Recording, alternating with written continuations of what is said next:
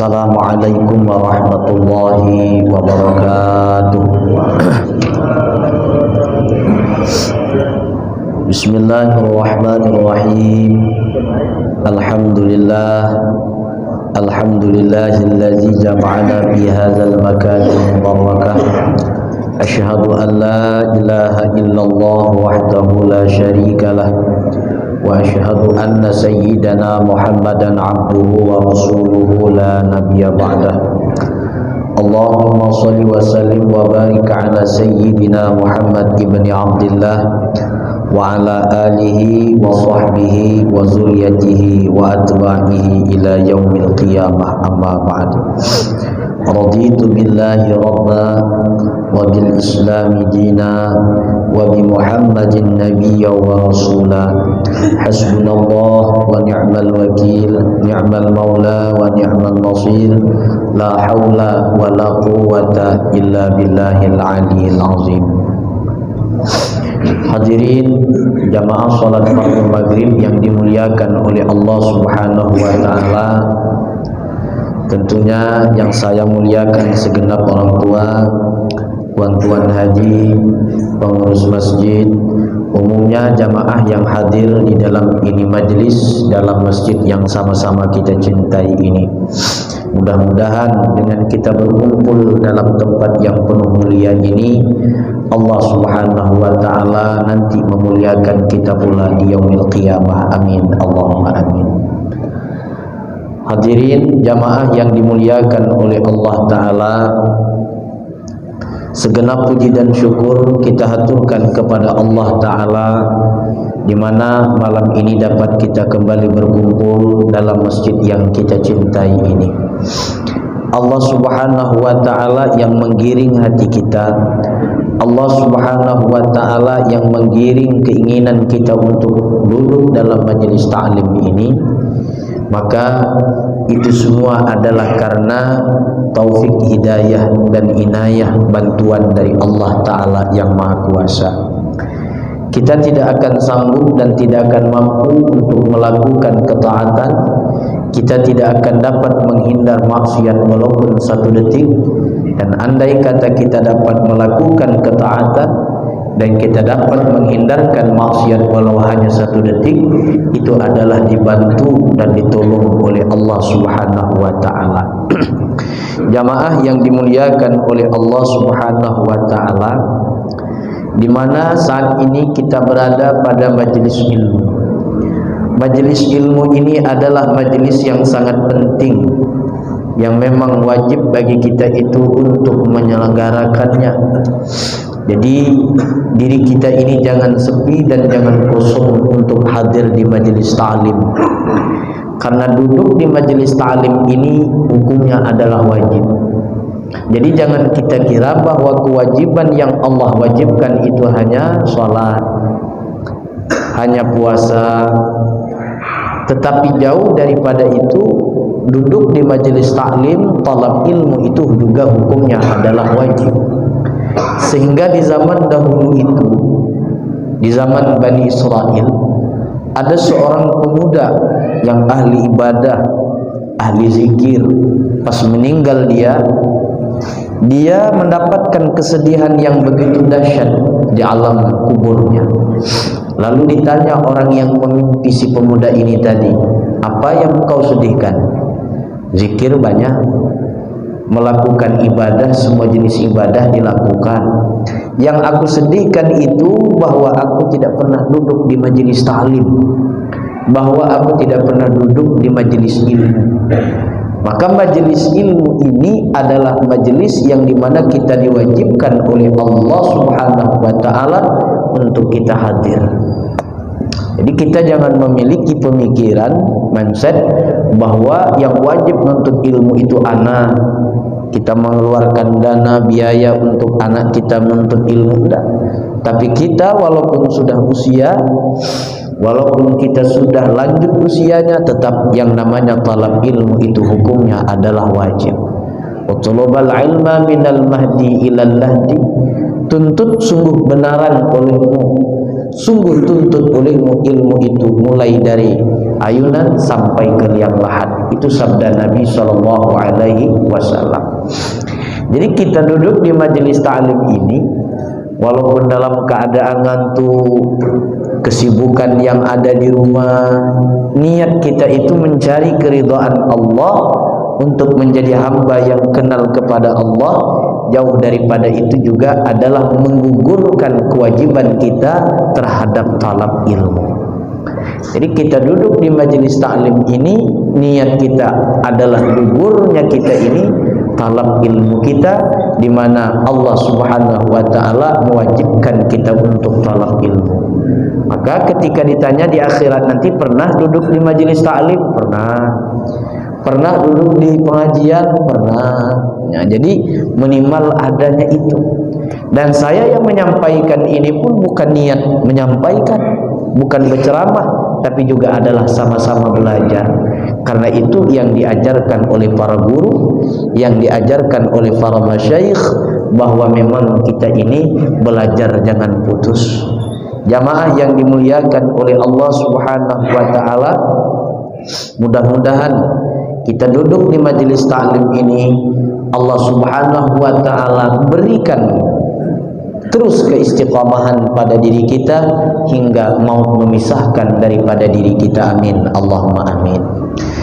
Jamaah yang dimuliakan oleh Allah Subhanahu wa taala, langkah yang kedua, salawat dan salam tidak luput pula kita kirimkan buat duka alam Nabi besar kita Muhammad sallallahu alaihi wasallam, dengan bersama-sama kita mengucapkan kalimat Allahumma shalli ala sayyidina Muhammad wa ala ali sayyidina Muhammad. Mudah-mudahan dengan kita bersolawat kepada beliau, kita mendapatkan syafaat pertolongan beliau kelak di yaumil mahsyar nanti. Amin ya Allah ya rabbal alamin.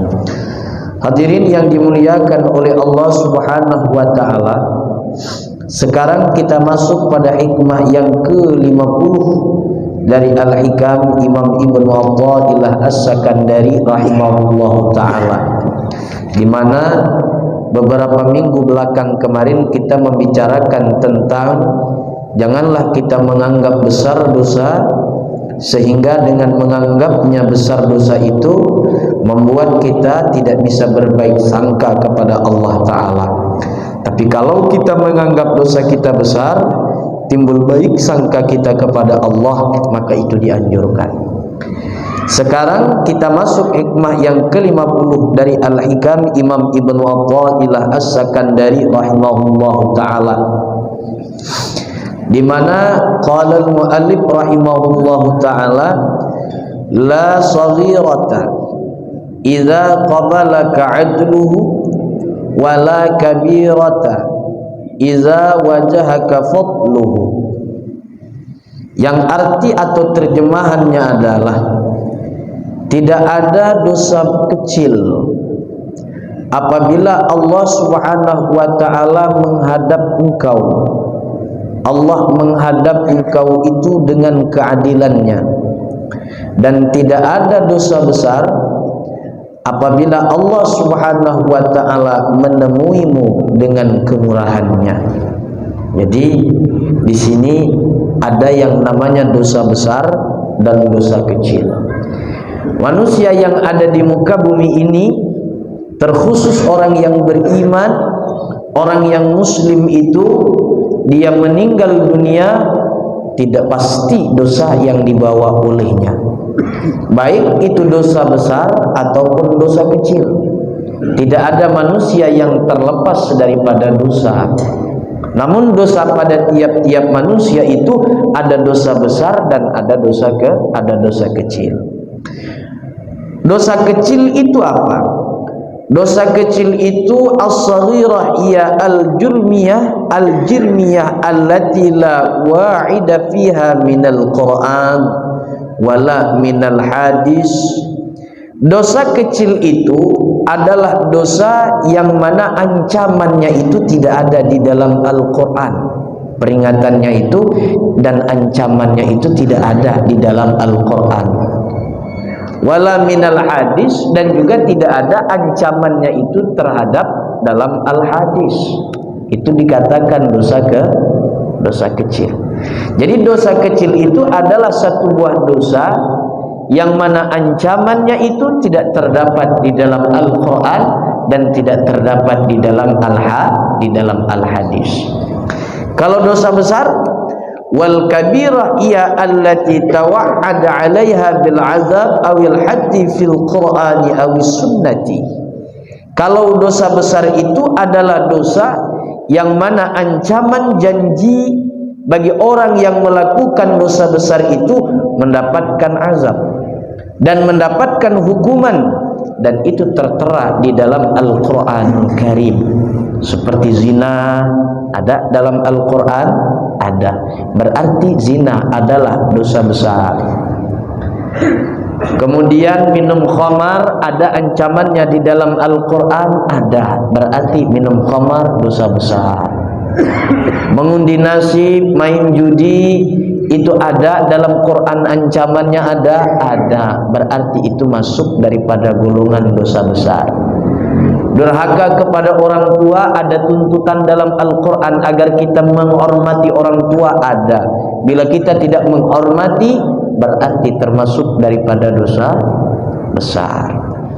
Nah, jadi dosa besar itu adalah dosa di mana yang tertera di dalam Al-Quran atau Al-Hadis peringatan-peringatannya dan gambaran-gambaran hukuman-hukuman yang bakal diberi oleh Allah Subhanahu wa ta'ala.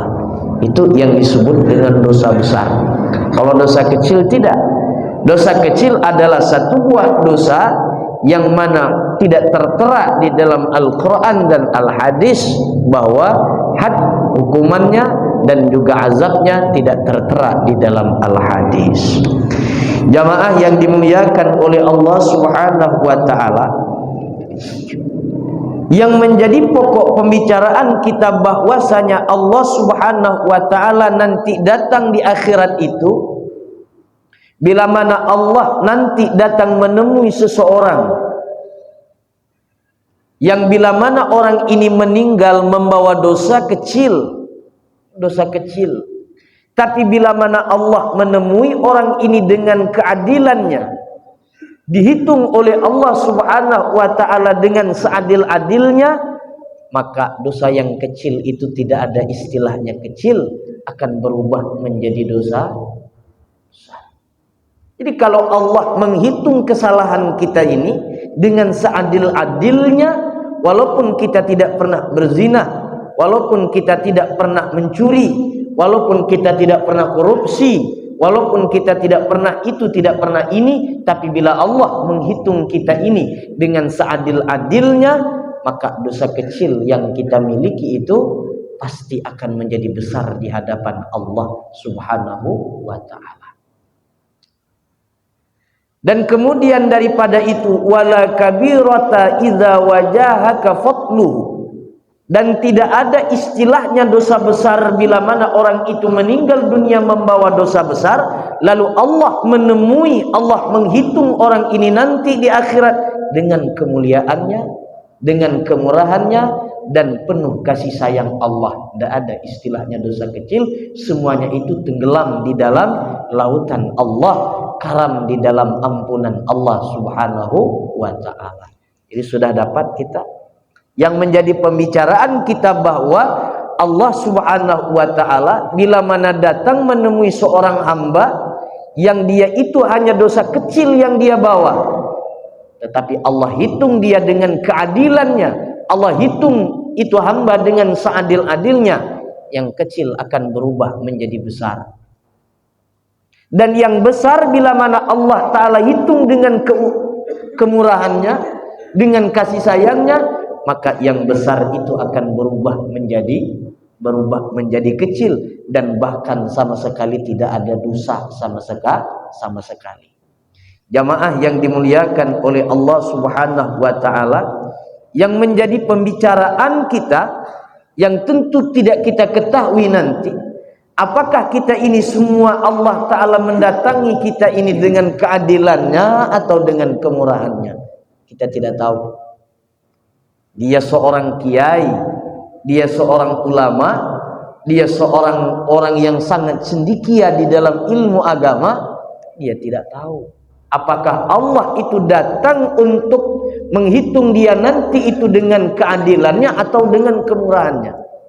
Bila Allah menghitung kita ini nanti di akhirat dengan keadilannya, dihitung dengan seadil-adilnya, maka nerakalah tempat kita. Tapi bila Allah Ta'ala itu menghitung kita ini dengan kemuliaannya, dengan kemurahannya, maka niscaya tempat kita itu di dalam surga, tempat kita di dalam surga. Cuman di dalam Quran itu kita tidak tahu bahwa apakah Allah itu nanti menghitung kita ini dengan keadilannya atau dengan kemurahannya. Dalam hadis tidak ada. Cuman di dalam hadis, di dalam Al-Quran dan juga kalam-kalam ulama ada usaha. Kalau kita ini ingin dihitung oleh Allah Ta'ala dengan kemurahannya, dengan keelokannya, dengan sifat jamalnya, usaha. Apa usaha? Usaha, harapan ini hanya sekedar harapan, tapi tidak pasti. Usaha. Yang pertama usahanya itu adalah at-taubat billah. Yang pertama, usaha agar Allah nanti menghitung kita dengan menggunakan kejamalnya, dengan kemurahannya.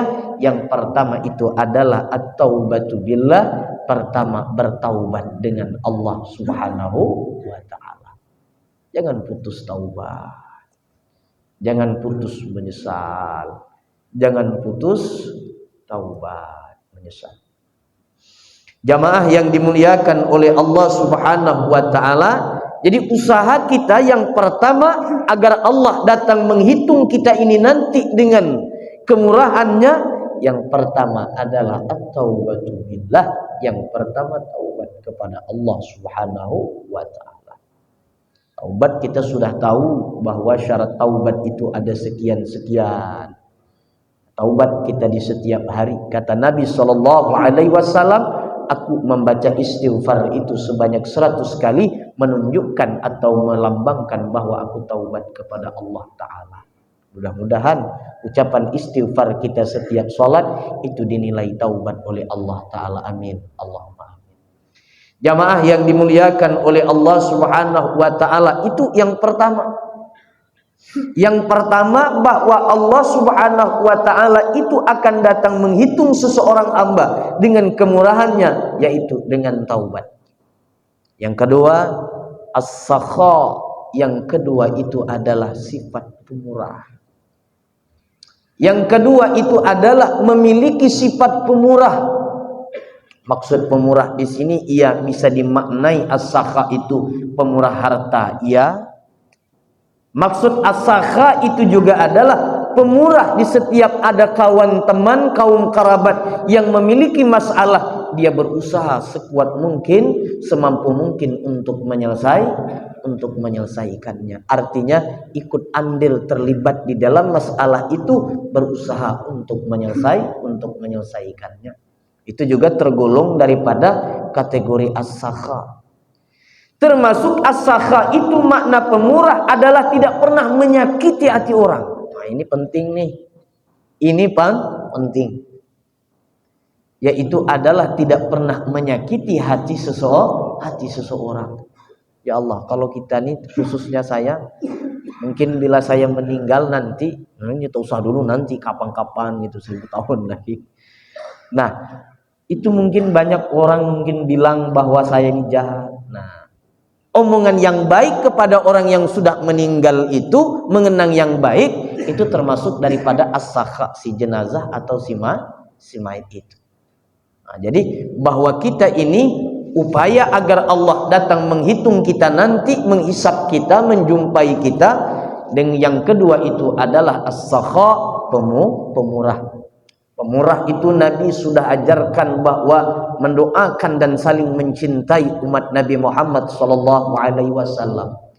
Di dalam kitab Manaqib, Syekh Saman Al-Madani termasuk juga menafsirkan kata as-sakha, pemurah itu mendoakan umat Rasulullah dengan doa, Allahumma ufir ummata Sayyidina Muhammad, Allahumma arham ummata Sayyidina Muhammad, Allahumma jbur ummata Sayyidina Muhammad, Allahumma astur ummat Sayyidina Muhammad. Kata Syekh Saman Al-Madani, mengamalkan ini doa, maka dia dikelompokkan kepada orang-orang yang as-sakha, orang-orang yang pemurah. Dia dikelompokkan oleh Allah Subhanahu wa taala dalam kategori orang-orang yang pemurah. Allahumma ighfir ummat Sayyidina Muhammad, ya Allah ampunilah dosa umat Muhammad. Ya Allah tutupilah aib umat Muhammad, ya Allah kasihanilah umat Nabi Muhammad, ya Allah tutupi kekurangan umat Nabi Muhammad. Nah, kemudian Syekh Saman menambah lagi, barang siapa yang mengamalkan doa ini, maka dia tercatat sebagai wali mastur oleh Allah Subhanahu wa taala. Insyaallah kita siap mengamalkannya. Mudah-mudahan dengan kita mengamalkan doa daripada Syekh Saman Al-Madani ini, kita menjadi orang-orang yang as-sakha billah, orang-orang yang pemurah karena Allah Subhanahu wa taala. Jamaah yang dimuliakan oleh Allah Subhanahu wa taala. Kemudian yang ketiga, usaha kita agar Allah Subhanahu wa taala nanti datang menemui kita itu dengan kemurahannya, dengan fadalnya, yaitu ahabbu man ahabbullah, mencintai orang yang dicintai oleh Allah.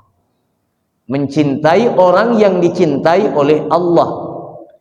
Dulu di zaman dahulu,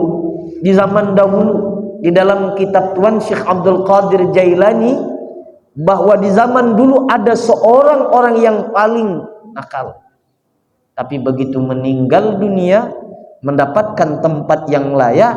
Apa sebabnya? Hanya bekas debu daripada orang yang dicintai oleh Allah Subhanahu wa ta'ala. Karena bekas debunya kuda Tuan Syekh Abdul Qadir Al-Jailani.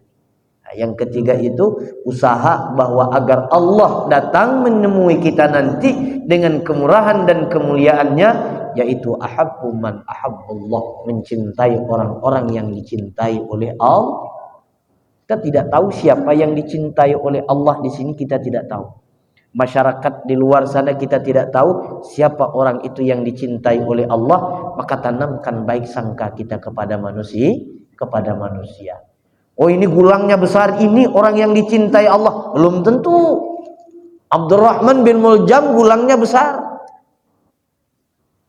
Orang ini adalah orang yang dikelihatan kita ulama, orang ini adalah orang yang dicintai oleh Allah. Oh, belum tentu. Maka nanti di depan ada bahwasanya subhana man satara sirral khususiyah bi zuhuri wasfil basyariyah. Maha suci Allah Ta'ala menutupi rahasia-rahasia keistimewaan pada tiap-tiap hambanya dengan Allah Ta'ala tutup dengan sifat kemanusiaan yang ada pada diri manusia, Saya tidak tahu keistimewaan Bapak, dan Bapak juga tidak tahu keistimewaan saya. Nah, karena itu Allah Subhanahu wa ta'ala tutup kita ini dengan sifat kemanusiawian. Kita makan, kita minum, kita nikah kawin, padahal Allah Ta'ala ada menitip rahasia daripada tiap manusia itu, cuman kita yang tidak tahu.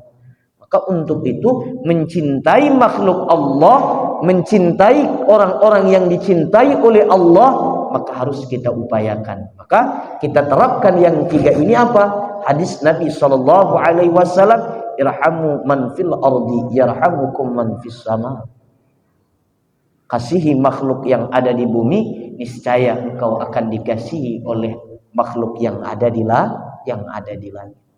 Jamaah yang dimuliakan oleh Allah Ta'ala, mencintai orang-orang yang dicintai oleh Allah Subhanahu wa Ta'ala, maka itu adalah bagian daripada orang yang mendapatkan jamalnya, orang yang mendapatkan kemurahan Allah. Cintai semua manusia, hormati semua manusia. Oh, tapi ini kan dia pejabat, jangan, tetap kita menghormati dia. Oh, tapi ini dia orang biasa, tetap kita menghormati dia. Walaqad karramna bani Adam, kami tetap memuliakan bani Adam. Jamaah yang dimuliakan oleh Allah Subhanahu wa ta'ala, Kemudian itu tadi usahanya 3. Yang pertama taubat, yang kedua adalah as-sakha, dan yang ketiga adalah mencintai orang-orang yang dicintai oleh Allah. Ibadah tidak masuk, taubat tadi masuk pada golongan ibadah. Kemudian as-sakha itu adalah masuk pada golongan ibadah. Pemurah itu juga adalah termasuk daripada golongan ibadah, dan mencintai orang-orang saleh, mencintai orang-orang yang dicintai oleh Allah itu masuk pada golongan ibadah, masuk pada golongan ibadah. Jamaah yang dimuliakan oleh Allah Ta'ala. Kemudian kita lanjut, bahwasanya di dalam hal masalah keadilan dan kemurahan Allah ini kita tidak tahu.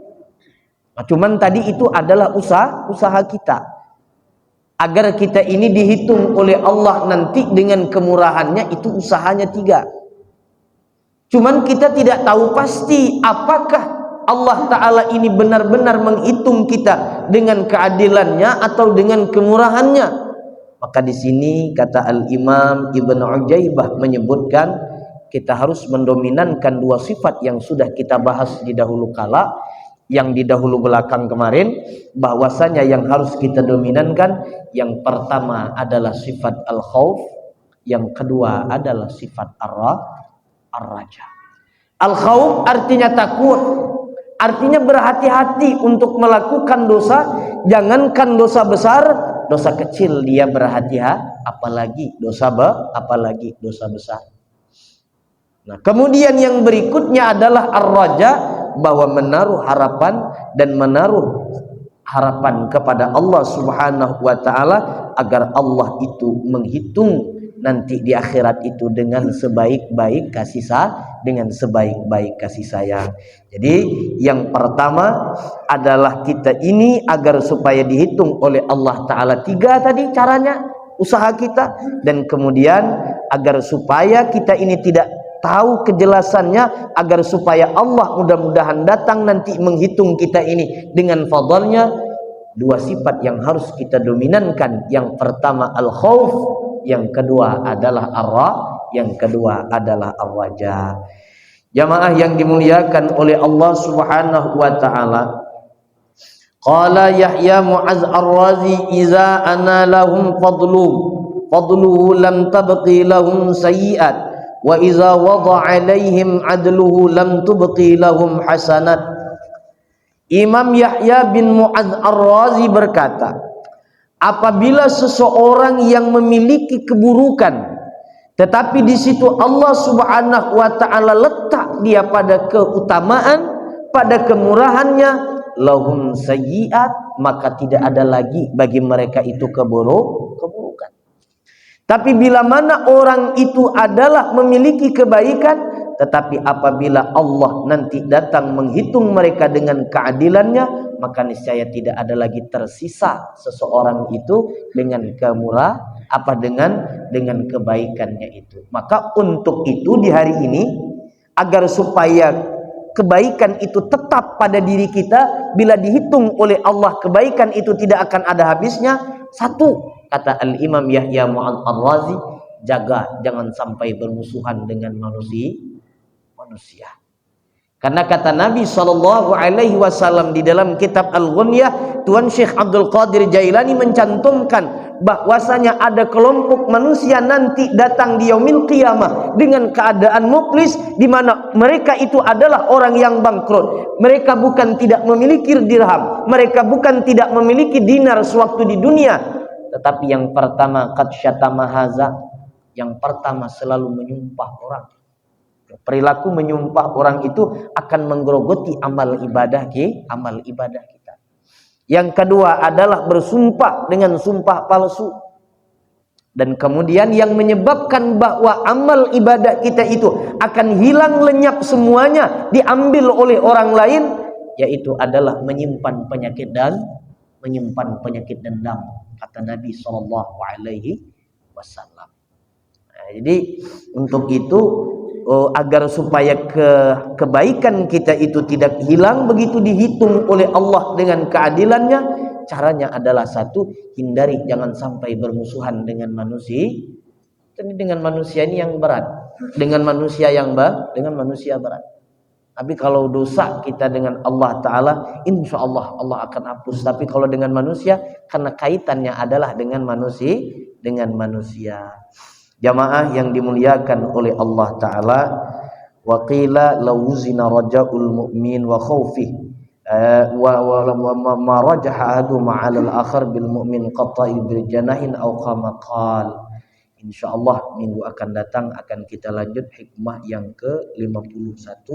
Saya tidak isya di sini karena saya mau ke Tanjung Syambang, Pak. Tapi sebelumnya saya ini minta keikhlasan Bapak semua untuk membacakan Al-Fatihah untuk almarhum abang sepupu saya Samsul Hadi bin Abdul Hamid, di mana beliau meninggal itu pada malam Minggu jam 12:15. Sakitnya enggak ada sakit, cuman tumbang. Dia kan jadi marbot di dekat Masjid Al-Fajar. Tumbang dari pesantren juga bisa ceramah itu. Tumbang, habis tumbang itu istrinya jumpa kan. Dia tengah pakai handuk. Bawa ke rumah sakit petang Sabtu, malam Jumatnya malam Minggunya itu jam 12:15 itu terakhir saya antar, langsung meninggal dunia. Secepat itu ternyata yang namanya putaran dunia ini. Siang ketawa, petang belum tentu ketawa. Jadi memang itulah permainan sandiwara kehidupan.